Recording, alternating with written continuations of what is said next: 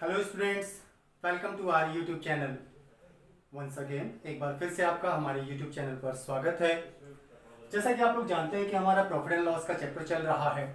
Profit and loss में last time हमने जो कॉन्सेप्ट्स डिस्कस किए थे, अब उन्हीं कॉन्सेप्ट्स को आगे कंटिन्यू करते हैं। आप लोग जानते हैं कि प्रॉफिट एंड लॉस कैसे बनता है, प्रॉफिट एंड लॉस कब और कैसे कैलकुलेट किया जाता है। जनरली प्रॉफिट और लॉस डिपेंड करता है प्राइजेस पर, और प्राइजेस के अकॉर्डिंग अगर हम बात करें तो हम तीन तरह के प्राइजेस से फैमिलियर हैं। कौन कौन से प्राइस? कॉस्ट प्राइस वो प्राइस है जिस पर किसी सामान को खरीदा जाता है, सेलिंग प्राइस वो प्राइस है जिस पर सामान बेचा जाता है, और एमआरपी वो प्राइस है जो ऑब्जेक्ट के ऊपर टैग किया जाता है, जो ऑब्जेक्ट के ऊपर प्रिंटेड होता है, लिखा होता है। इन तीनों प्राइसेस में से एमआरपी को डिसाइड किया जाता है। कौन डिसाइड करता है? या तो बेचने वाला सेलर डिसाइड कर लेता है, या फिर अगर किसी कंपनी का प्रोडक्ट है तो फिर मैन्युफैक्चरिंग कंपनी डिसाइड करेगी कि एमआरपी कितना रखना है। और एमआरपी डिसाइड कैसे किया जाता है? एक्चुअली जब कोई सेलर या मैन्युफैक्चरर किसी ऑब्जेक्ट को प्रोड्यूस करता है तो एक स्पेसिफिक प्रॉफिट लेने के लिए करता है। ओके, तो इसका मतलब प्रोडक्शन किस लिए किया जाता है? प्रॉफिट लेने के लिए किया जाता है। अब अगर प्रॉफिट लेना है तो फिर सेलर या मैन्युफैक्चरर को यह बात डिसाइड करनी होगी कि उसे प्रॉफिट लेना कितना है। इन टर्म्स ऑफ परसेंटेज वो डिसाइड करता है।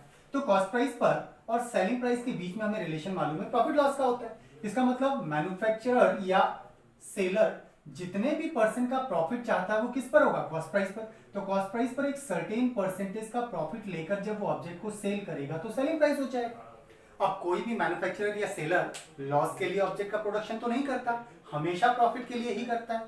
दैट मींस एमआरपी के कॉन्सेप्ट में लॉस नहीं होता, ये हमेशा प्रॉफिट होगा। ओके, अब ये बात मैन्युफैक्चरर और सेलर को भी पता है कि आज के डेट में कोई भी पर्सन किसी ऑब्जेक्ट को बिना बार्गेनिंग के परचेज ही नहीं करता। बार्गेनिंग का मतलब हर एक कस्टमर को एक सर्टेन डिस्काउंट चाहिए होगा, भले ही थोड़ा सा हो लेकिन उसे डिस्काउंट चाहिए।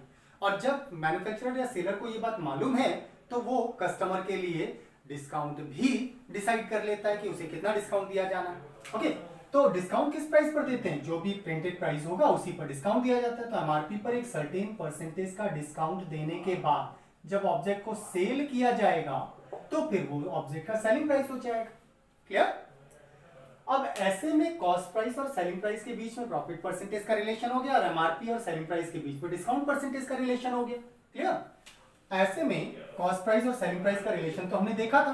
कॉस्ट प्राइस पर एक सर्टेन परसेंटेज का प्रॉफिट लेने का मतलब प्राइस को, कॉस्ट प्राइस अपने आप में 100% है, जितना परसेंट प्रॉफिट लेना उतना परसेंट एक्सटेंड कर देते हैं और सेल करेंगे तो ये ऑब्जेक्ट का सेलिंग प्राइस हो जाएगा। एमआरपी के पॉइंट ऑफ व्यू से देखा जाए तो एमआरपी भी एक्चुअली मैथमेटिकल टर्म्स में कोई भी वैल्यू अपने आप में 100% है तो एमआरपी भी अपने आप में 100% वैल्यू है।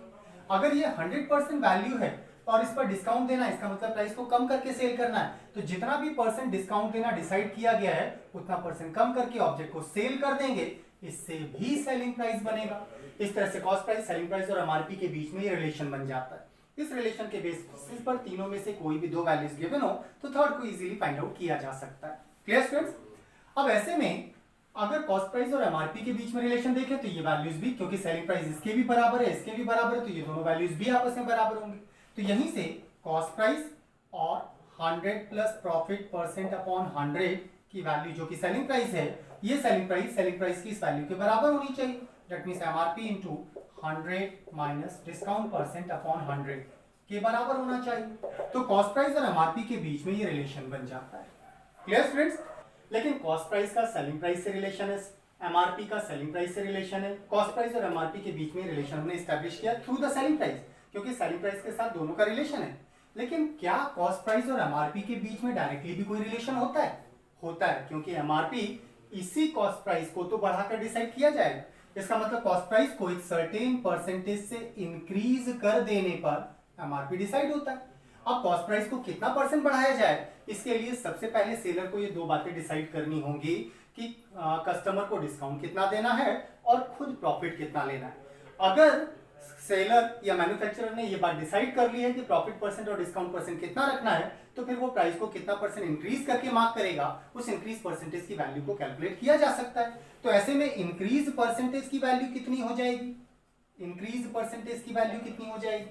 तो इंक्रीज परसेंटेज का ये कॉन्सेप्ट याद रखेंगे, कस्टमर सेलर को जितने भी परसेंट का डिस्काउंट दे रहा है वो डिस्काउंट परसेंट, और खुद जितने भी परसेंट का प्रॉफिट लेना चाहता है वो प्रॉफिट परसेंट दोनों को ऐड कीजिए and divided by 100 minus seller को दिया जाने वाला कस्टमर को दिया जाने वाला discount percent into 100%। That means अगर वो कॉस्ट प्राइस को इतना परसेंट बढ़ा देता है तो ऑब्जेक्ट का एमआरपी डिसाइड हो जाएगा। अब एमआरपी आएगा कितना, चलिए उसको भी देखते हैं। कॉस्ट प्राइस तो अपने आप में 100% वैल्यू, जितना भी परसेंट इंक्रीज करना डिसाइड करेगा सेलर, उस इंक्रीज परसेंटेज के बराबर अगर प्राइस को एक्सटेंड कर दिया जाए, बढ़ा दिया जाए, तो जो प्राइस निकल के आएगा वही ऑब्जेक्ट का एमआरपी हो जाएगा। क्लियर? तो इस तरह से एमआरपी और कॉस्ट प्राइस के बीच में रिलेशन बन जाता है। तो कॉस्ट प्राइस, सेलिंग प्राइस और एमआरपी के बीच में ये स्पेसिफिक कॉन्सेप्ट्स हैं जिनको यूज करते हुए हमारे क्वेश्चंस एग्जाम में भी पूछे जाते हैं। ओके, एमआरपी, कॉस्ट प्राइस और एमआरपी के बीच में रिलेशन के बेसिस पर आज के लिए पहला क्वेश्चन है, MRP of an object is 2400 rupees, a seller takes 25% profit after giving 25% discount to the customer। तो पहला क्वेश्चन है, what is the cost price of the object, वस्तु का क्रय मूल्य कितना है, ये हमसे पूछा गया। क्लियर? चलिए देखते हैं क्वेश्चन को।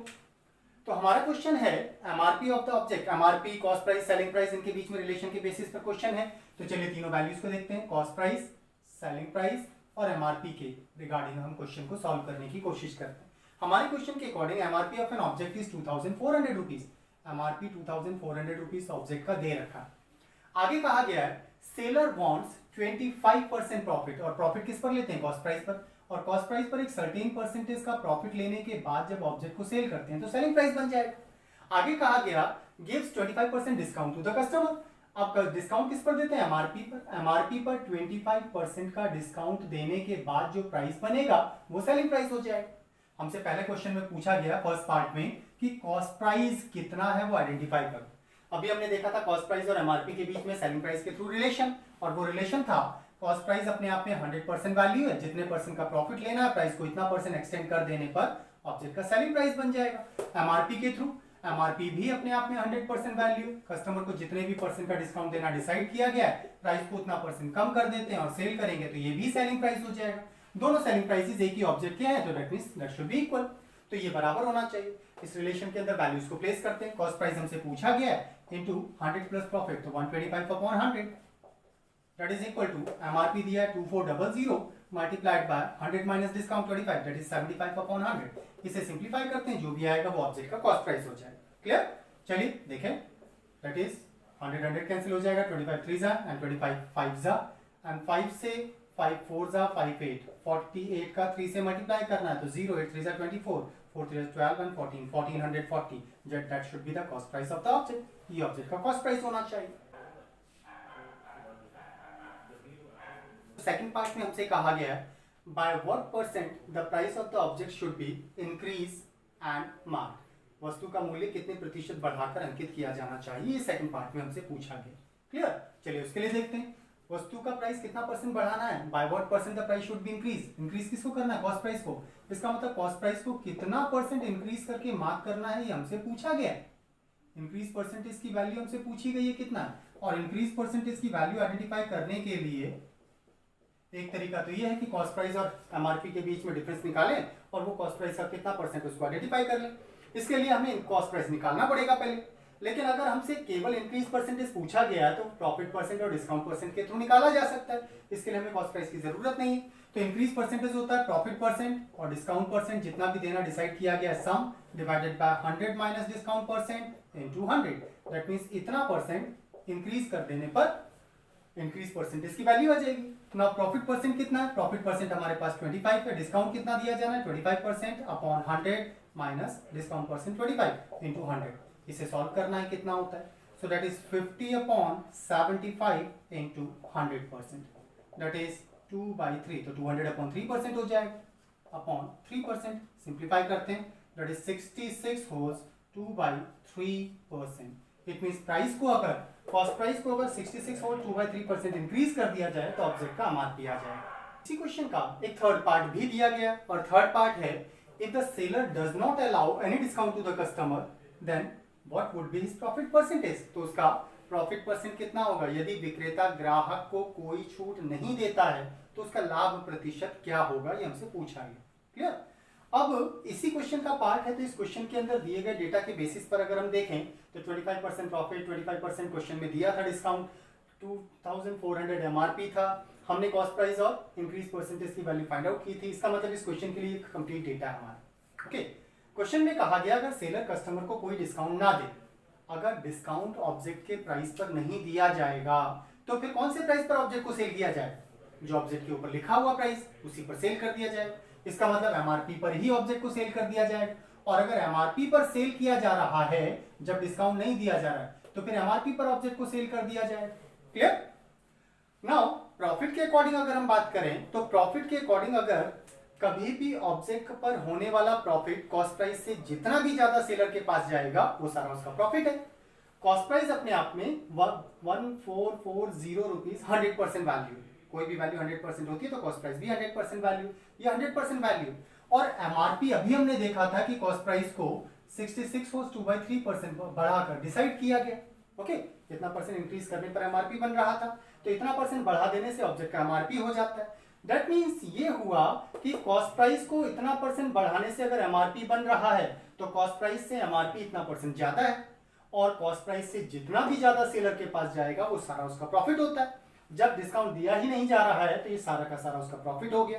दैट मीन्स अगर सेलर कस्टमर को कोई डिस्काउंट नहीं देता है, इफ नो डिस्काउंट, कोई डिस्काउंट ऑब्जेक्ट पर नहीं दिया जा रहा है, तो फिर इंक्रीज परसेंटेज की वैल्यू ही सेलर का प्रॉफिट हो जाएगा।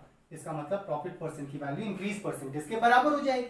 प्रॉफिट परसेंट कितना हो जाएगा? 66 को 2/3% ही उसका प्रॉफिट परसेंट हो जाता है। Clear students?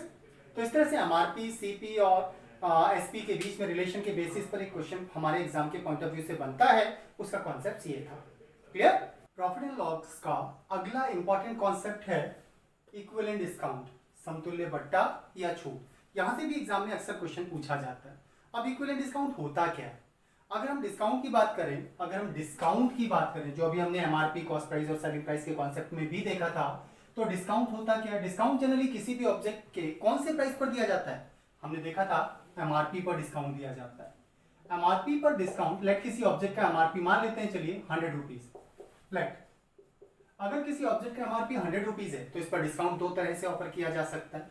हो सकता है इस एमआरपी पर एक सिंगल डिस्काउंट परसेंटेज ऑफर किया जाए, और सिंगल डिस्काउंट परसेंट, चलिए मान लेते हैं 40% का डिस्काउंट ऑफर किया गया। अगर किसी एमआरपी पर एक सिंगल डिस्काउंट परसेंट ऑफर किया जा रहा है तो ऐसे डिस्काउंट को कहा जाता है फ्लैट डिस्काउंट। ये कहलाता है एकल बट्टा। फ्लैट डिस्काउंट एकल बट्टा या एकल छूट कहलाती है। और कैलकुलेट कैसे किया जाता है इसको? इस एकल बट्टे को या सिंगल फ्लैट डिस्काउंट को कैलकुलेट करने का तरीका है, जो भी एमआरपी है उसका जितना परसेंट डिस्काउंट ऑफर किया जा रहा है उतना परसेंट कैलकुलेट कर दीजिए, 40 रुपीज। इसका मतलब डिस्काउंट की वैल्यू हो जाएगी 40 रुपीज। क्लियर? दूसरा डिस्काउंट देने का, डिस्काउंट ऑफर करने का सेकंड वे है कि सिंगल डिस्काउंट ऑफर करने की बजाय डिस्काउंट एक से ज्यादा एक साथ कस्टमर को ऑफर कर दिए जाए। सपोज कहा गया 30% एंड 10% के दो डिस्काउंट एक साथ ऑफर किए गए, और इसे पढ़ा भी, इसे पढ़ने का भी, प्रोनाउंस करने का तरीका भी यही होता है, 30-10 का डिस्काउंट दिया जा रहा है। ओके, और ध्यान दें तो पहले बड़ा डिस्काउंट लिखा फिर छोटा डिस्काउंट लिखा, और डिस्काउंट को लिखने का तरीका भी होता है डिसेंडिंग ऑर्डर। जब एक से ज्यादा डिस्काउंट एक साथ कस्टमर को ऑफर किए जाते हो तो ऐसे डिस्काउंट के सीक्वेंस को कहा जाता है सक्सेसिव डिस्काउंट। तो ये कहलाता है सक्सेसिव डिस्काउंट। इसे कहा जाता है क्रमिक बट्टा या क्रमिक छूट कहा जाता है। अब क्रमिक बट्टे की अगर हम बात करें तो क्रमिक बट्टा 30-10 के बराबर का एक सिंगल डिस्काउंट कैसे कैलकुलेट करें इसी एमआरपी पर? तो इस पर कैलकुलेट करने का तरीका होता है कि जो भी एमआरपी दिया गया है इस पर पहले वाला डिस्काउंट कैलकुलेट कीजिए। इसका मतलब इसका 30% निकाल लेते हैं, तो 30% मतलब 30 रुपीज। तो 100 पर 30 कम करने के बाद प्राइस कितना रह जाएगा? 70। अब इस 70 पर सेकंड डिस्काउंट को कैलकुलेट करते हैं 10%, तो 70 का 10% हो जाएगा 7 रुपीज, 7 रुपए का डिस्काउंट और मिलेगा। तो यहाँ टोटल डिस्काउंट कितना हो गया हमारा? तो टोटल डिस्काउंट की वैल्यू हो जाती है 30 + 7, 37 रुपीज का यहाँ पर डिस्काउंट मिल रहा है। क्लियर? तो 40% के सिंगल डिस्काउंट में कस्टमर को 40 रुपीज का डिस्काउंट मिल रहा है, और 30-10 के दो सक्सेसिव डिस्काउंट के केस में कस्टमर को 37 रुपीज का डिस्काउंट मिल रहा है 100 रुपीज के प्राइस पर ही। अगर आप ध्यान दें तो 30-10 दोनों को जोड़ने से अप्रोक्सीमेटली 40 ही बन रहा है। इसका मतलब न्यूमेरिकल वैल्यू सेम होने के बाद भी इनका सम 40 ही हो रहा है, तो न्यूमेरिकल वैल्यूज का सम सेम होने के बाद भी डिस्काउंट परसेंटेज अलग अलग आ रहा है। इसका मतलब ये हुआ, डेट मीन्स कि सक्सेसिव डिस्काउंट का सीक्वेंस का जो कॉन्सेप्ट है वो कस्टमर को प्रॉफिट देने के लिए जनरेट नहीं किया गया, ये सेलर को प्रॉफिट देने के लिए जनरेट किया गया कॉन्सेप्ट है। तो यहाँ सेलर को प्रॉफिट होता है। अगर न्यूमेरिकल वैल्यूज का सम बराबर होने पर किसी कस्टमर को फ्लैट डिस्काउंट और सक्सेसिव डिस्काउंट के दो सीक्वेंसेस एक साथ ऑफर किए जाएं, तो कस्टमर को हमेशा फ्लैट डिस्काउंट चूज करना चाहिए। सक्सेसिव डिस्काउंट में तो सेलर को प्रॉफिट होता है, इसलिए कस्टमर को फ्लैट डिस्काउंट चूज करना चाहिए, यहां से ज्यादा डिस्काउंट मिलेगा। क्लियर? चलिए, अब ये तो था, हमने अलग अलग डिस्काउंट की वैल्यूज को फाइंड करके निकाला। अगर डायरेक्टली फाइंड करना हो तो कॉन्सेप्ट क्या होगा? एक सक्सेसिव डिस्काउंट के बराबर का एक सिंगल डिस्काउंट उसका इक्विवेलेंट डिस्काउंट कहलाता है। इसकी वैल्यू को कैलकुलेट कैसे करते हैं हम उसके बारे में डिस्कस करें। तो ओके, लेट हम x% और y% के दो सक्सेसिव डिस्काउंट के बराबर का एक सिंगल डिस्काउंट आइडेंटिफाई करना चाहते हैं। तो equivalent discount of successive discount x% and y%, तो इसके बराबर का एक सिंगल डिस्काउंट फाइंड करने के लिए दोनों डिस्काउंट की वैल्यूज को प्लस कीजिए, दोनों के प्रोडक्ट को 100 से डिवाइड करके इसमें से माइनस कर दीजिए। हमेशा माइनस ही होगा और हमेशा यहां पर प्लस ही रहेगा। इसका मतलब दो सक्सेसिव डिस्काउंट के सीक्वेंस को प्लस कीजिए, दोनों के प्रोडक्ट को 100 से डिवाइड करके इसमें से माइनस कर दीजिए, ये इनके बराबर के सिंगल डिस्काउंट की वैल्यू हो जाती है। अगर हम 30-10 का इक्विवेलेंट डिस्काउंट निकालना चाहें तो 30-10 दोनों को प्लस करेंगे, माइनस दोनों का प्रोडक्ट 30 × 10 अपॉन 100, ऐसा कर देने पर ये इनके बराबर के एक सिंगल डिस्काउंट की वैल्यू हो जाती है। तो दैट इज 30 + 10 40, 3 1 3, इट मींस 37% का डिस्काउंट मिलेगा। इट मींस यहाँ 37% का डिस्काउंट मिलता है। क्लियर? तो 30-10 के सक्सेसिव डिस्काउंट का इक्विवेलेंट डिस्काउंट 37% हो जाता है। क्लियर? तो ये तो था दो डिस्काउंट के सीक्वेंस के बराबर का एक सिंगल डिस्काउंट। दो से ज्यादा डिस्काउंट का सीक्वेंस होने पर मान लेते हैं, चलिए हमारे पास 3 डिस्काउंट का एक सीक्वेंस है, सक्सेसिव डिस्काउंट का एक सीक्वेंस है 40, 30 एंड 20। इसके बराबर का एक सिंगल डिस्काउंट कितना होगा वो आइडेंटिफाई करना है। दो से ज्यादा डिस्काउंट का सीक्वेंस होने पर भी हम दो वाले कॉन्सेप्ट को ही यूज करेंगे। कैसे? इन दोनों का इक्विवेलेंट डिस्काउंट फाइंड करेंगे, जो आएगा उसके साथ थर्ड वैल्यू को लेकर फिर से इक्विवेलेंट डिस्काउंट निकाल देंगे और फाइनल वैल्यू तीनों का इक्विवेलेंट डिस्काउंट को डिनोट करेगा। क्लियर? चलिए इन दोनों का इक्विवेलेंट डिस्काउंट निकालते हैं। तो 40-30 का इक्विवेलेंट डिस्काउंट, तो 40-30 प्लस किया जाए, 40 और 30 के प्रोडक्ट को 100 से डिवाइड करके इसमें से माइनस कर देते हैं, तो that would B 40-30 70 minus 4 3 12, it means 58%। तो 40-30 का इक्विवेलेंट डिस्काउंट हो गया 58%। इसके साथ 20 को लेकर फिर से इक्विवेलेंट डिस्काउंट फाइंड करते हैं। अब 58 और 20 का इक्विवेलेंट डिस्काउंट, तो दोनों को प्लस करके माइनस दोनों का प्रोडक्ट डिवाइडेड बाय 100 किया, सिंपलीफाई करने पर वैल्यू निकल के आती है 66.4%। तो इट मींस तीनों का इक्विवेलेंट डिस्काउंट की वैल्यू हो जाती है 66.4%। Clear students? चलिए इक्विवेलेंट डिस्काउंट के बेसिस पर एक क्वेश्चन लेते हैं। क्वेश्चन है हमारा, find the equivalent discount of successive discounts, और पहला सीक्वेंस हमें दिया गया है 25%, सेकेंड डिस्काउंट का वैल्यू है हमारे पास 20% एंड थर्ड हमारे पास है 15%।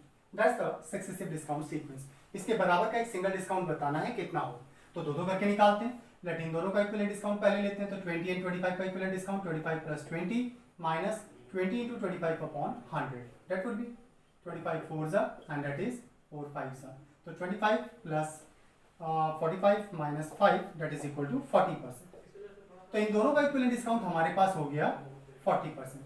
अब 40 के साथ 15 को लेकर के फाइंड करेंगे, तो 40 और 15 का इक्विवेलेंट डिस्काउंट 40 + 15 माइनस दोनों का product divided by 100, that is 40 and 15 55 minus 15 4 60 that is 6, 55 में से 6 माइनस करते हैं 49%। इसका मतलब 25%, 20% एंड 15% के बराबर का एक सिंगल डिस्काउंट 49% हो जाता है। यही इनका इक्विवेलेंट डिस्काउंट कहलाता है, समतुल्य बट्टा। क्लियर?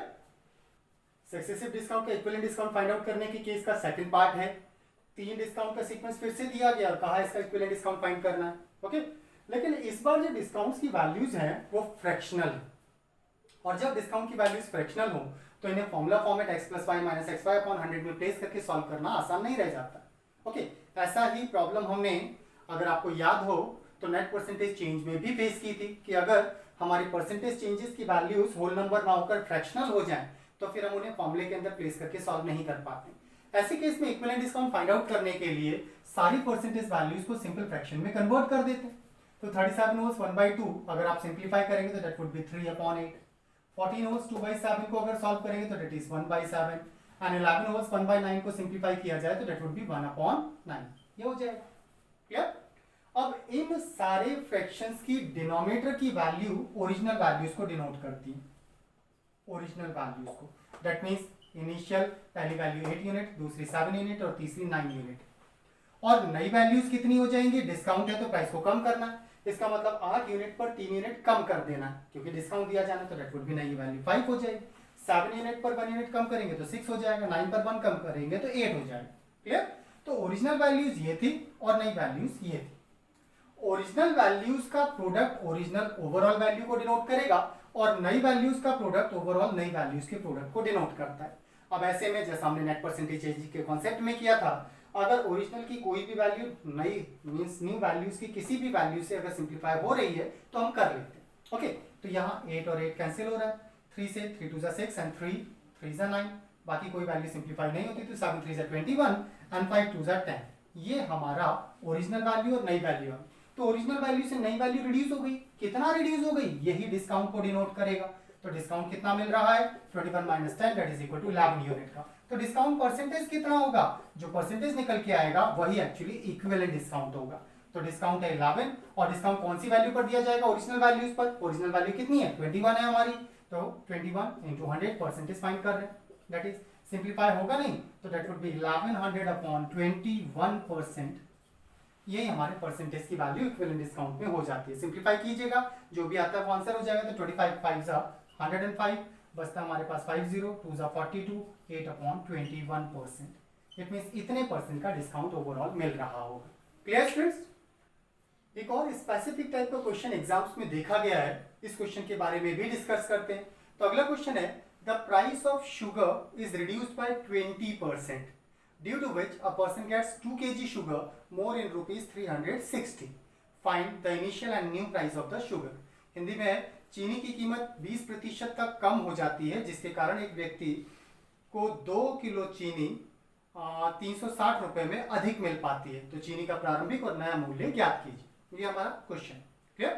चलिए क्वेश्चन के अकॉर्डिंग देखें क्या क्या डेटा दिया गया है। हमसे क्वेश्चन में कहा गया था जो शुगर का प्राइस है वो रिड्यूस किया गया, तो रिडक्शन इन प्राइस, तो परसेंटेज चेंज इन प्राइस, पहला वैल्यू तो ये दिया गया, चेंज इन प्राइस कितना दिया गया स्टूडेंट्स, हमसे कहा गया प्राइस 20% रिड्यूस हुआ है, 20% रिड्यूस हो गया।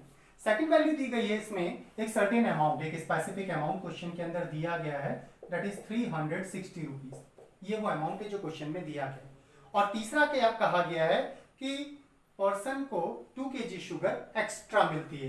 तो change in amount, change in quantity, sorry quantity में कितना चेंज आया, तो क्वांटिटी में कहा गया 2 kg एक्सेस ज्यादा मिली। अब एक बेसिक सा कॉन्सेप्ट है कि अगर किसी भी ऑब्जेक्ट का प्राइस रिड्यूस होगा तो क्वांटिटी डेफिनेटली एक सर्टेन अमाउंट में ज्यादा मिलेगी, और अगर प्राइस बढ़ जाता है तो उसी सर्टेन अमाउंट में क्वांटिटी कम मिलेगी। क्लियर।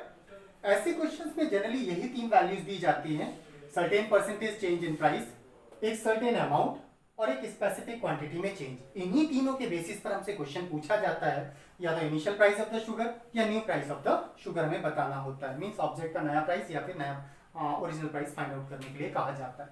तो ऐसे केस में अगर आपसे कभी भी न्यू प्राइस फाइंड करने के लिए कहा जाए, नया प्राइस, तो कॉन्सेप्ट याद रखिएगा, सॉल्व करना आसान हो जाएगा। न्यू प्राइस होता है amount into percentage change in price upon 100 into change in quantity. हमने चेंज लिखा है, इंक्रीज डिक्रीज नहीं लिखा है। अगर इंक्रीज होगा तो आप इंक्रीज की वैल्यू रख दीजिए, डिक्रीज है तो डिक्रीज की वैल्यू रख दीजिए। कॉन्सेप्ट याद रखिएगा, प्राइस रिड्यूस हो रहा है तो क्वांटिटी बढ़ेगी, और अगर प्राइस इंक्रीज हो रहा है तो क्वांटिटी कम मिलेगी। ओके, तो इसलिए इंक्रीज या डिक्रीज जो भी होगा उसको आप प्लेस करेंगे। रिमेंबर, जितना परसेंट है उस परसेंटेज की वैल्यू को प्लेस करना है, उसे परसेंटेज अपॉन 100 यूज नहीं करना, क्योंकि अपॉन 100 हम ओरिजिनल ऑलरेडी यूज कर रहे हैं। क्लियर। तो हमारे क्वेश्चन के स्टेटमेंट के अकॉर्डिंग अमाउंट हमें दिया गया 360 into percentage change in price 20% upon 100 into change in quantity हमारे पास है 2 kg, दैट इज सिंप्लीफाई करना है तो double zeros, that is and 2 2 cancel, 36 rupees. So sugar का न्यू प्राइस 36 रुपीज हो गया होगा, मींस 20% रिड्यूस होने के बाद 36 रुपीज प्राइस हो गया। क्लियर। हमने भी new price of sugar find किया 36 रुपीज। अब ये जो रुपीज में प्राइस आया इसका रेट एक्चुअली कैसे बनता है, रेट के लिए आप क्वांटिटी देखेंगे, क्वांटिटी में लिखा है केजी, तो इसका मतलब रुपीज पर केजी इसका प्राइस हो जाएगा, that is 36 rupees per KG, that's the price of sugar. ये न्यू प्राइस हो गया। अब अगर ओरिजिनल प्राइस फाइंड करना है तो इसी न्यू प्राइस को यूटिलाइज करना है। जो भी न्यू प्राइस आपका निकल के आया है उसके साथ 100 से मल्टीप्लाई कीजिए एंड डिवाइडेड बाय। अगर प्राइस में इंक्रीज दे रखा है तो नीचे 100 प्लस कर दीजिए, और अगर प्राइस में रिड्यूस दे रखा है तो नीचे 100 माइनस कर दीजिए। किस चीज को? Percentage change in price, change in price को। क्लियर? इसे सिंप्लीफाई करते हैं, जो भी आता है वो ओरिजिनल प्राइस हो जाएगा। तो न्यू प्राइस है 36 इंटू 100 अपॉन 100, क्योंकि प्राइस रिडक्शन है तो इसका मतलब 100 माइनस 20 करेंगे, that is 36 into 100 upon 80। Simplify करते हैं, 4 2 जा एंड 4 9 जा, 2 से 5 टाइम्स, 9 5 जा 45 रुपीज पर केजी ये शुगर का ओरिजिनल प्राइस रहा होगा। Clear students? तो इस तरह का क्वेश्चन भी एग्जाम में एक्चुअली देखा गया है कई बार, इसलिए ये भी इंपॉर्टेंट कॉन्सेप्ट है। आज के लिए हम अपने वीडियो को यहीं पर वाइंड अप करते हैं। आप लोग स्टूडेंट्स जैसा कि देख ही रहे हैं, लॉकडाउन का सेशन चल रहा है और लॉकडाउन के टाइम पर क्लासेस में जाकर पढ़ने का ऑप्शन तो है नहीं। उसी कमी को पूरा करने के लिए हम आपको वीडियो लेक्चर्स प्रोवाइड कर रहे हैं। अब ऐसे में हम आपसे क्या चाहते हैं? हम आपसे केवल और केवल इतना चाहते हैं कि आप हमारे वीडियो को सब्सक्राइब करें, क्योंकि इसका कोई पैसा नहीं लगता। हमारे वीडियोस को लाइक एंड शेयर कीजिए, इसमें भी आपका कोई एक्सपेंसेस नहीं होता। अगर पसंद आता है तो हमारे वीडियोस को सब्सक्राइब, लाइक एंड शेयर जरूर कीजिएगा। आज के लिए इतना ही। Thank you class. हमारे YouTube चैनल को सब्सक्राइब कीजिए। हमारे YouTube चैनल का एड्रेस है home study by Govind sir. साथ ही हमें टेलीग्राम पर ज्वाइन कीजिए और हमारा टेलीग्राम एड्रेस है दिस वन। इसके अलावा हमारे फेसबुक पेज को लाइक कीजिए। हमारा फेसबुक पेज का एड्रेस सेम वही है जो हमारे YouTube चैनल का एड्रेस है, that is home study by Govind sir. Thank you.